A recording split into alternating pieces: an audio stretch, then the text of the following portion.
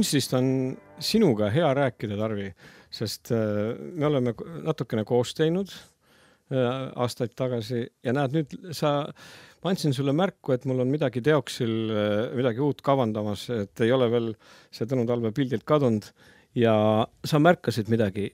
Ütle, mida sa märkasid selle minu kodulehe aadressi pealt?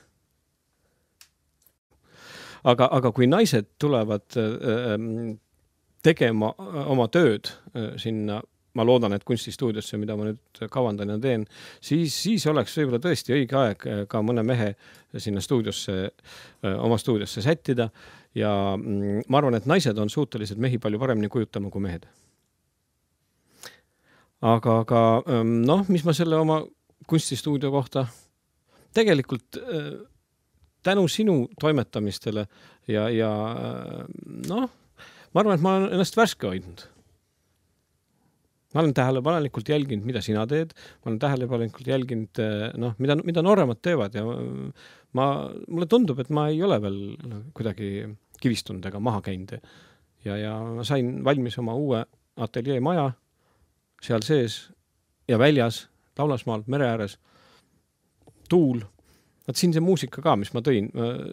Ma spetsiaalselt varusin sellise atmosfääri, et oleks selline tervikpilt, et on ägedat asja, on hingamist, on meditatsiooni, on südamest lajatust, on kurbust, on nukrust, ja on millesse uskuda. Mina usun sellesse, mida ma olen sinuga koos kogenud, olles kunagi sinu õpetaja ja ma saan aru, et ega see ei ole ka sul mööda külgi maha jooksnud. See on nii kena, et sa märku annad, et ei ole. Okei.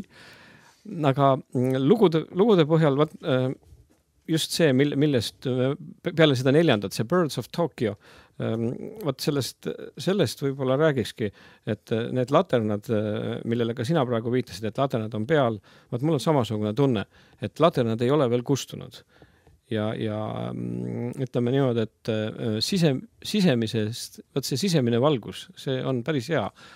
Sisemine latern põleb tegelikult. Et isegi kui öösel, nagu ma sinu jutust aru sain, et need saated tulevad eetrisse öösel, siis et pime ei oleks ja et niisugune aknas valgus oleks, siis tegelikult kõige olulisem on see, et inimese sisemine latern põleb.